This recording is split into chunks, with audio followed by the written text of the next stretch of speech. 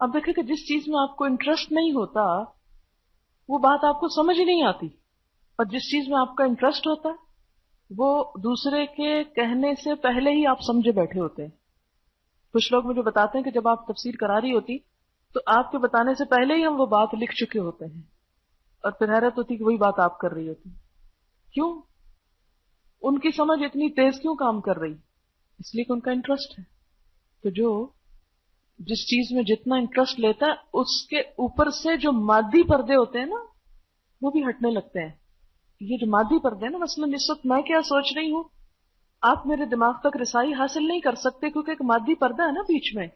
لیکن آپ نے دیکھا ہوگا کہ جس انسان میں انٹرسٹ ہوتا ہے آپ کو، اس کی سوچ، اس کا خیال، اس کی پسند ناپسند وہ آپ خود بخود محسوس کرنے لگتے ہیں. وہ مادی حجاب ہٹنے لگتے ہیں نا.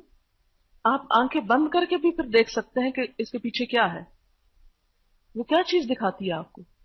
انٹرسٹ، شوق، پسند، مرضی. لیکن جن لوگوں کو قرآن میں انٹرسٹ نہیں، محبت نہیں، شوق نہیں، تو اس کا نتیجہ کیا ہوتا ہے کہ ان کو سمجھا کے بھی سمجھایا جائے تو نہیں سمجھتے.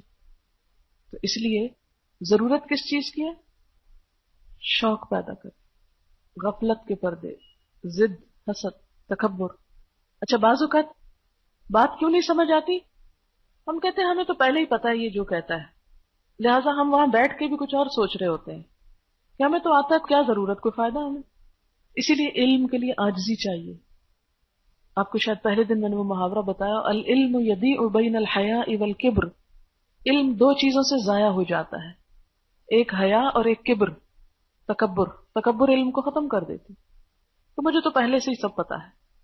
آپ نے دیکھو کہ کچھ لوگوں سے آپ بات کرنے لگتے ہیں نا تو وہ کہتے ہیں یہ تو ہم پہلے ہی کر رہے تھے، یہ تو ہمیں پہلے ہی پتا تھا. کتنی اریٹیشن ہوتی اس میں.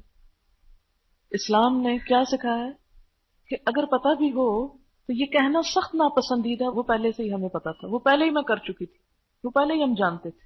یہ ایک بد اخلاقی. اور سیکھنے کے معاملے میں یہ چیز حائل ہو جاتی. سیکھنے میں کان لگانا، غور کرنا بہت ضروری ہے. یہ پہلی منزل ہے.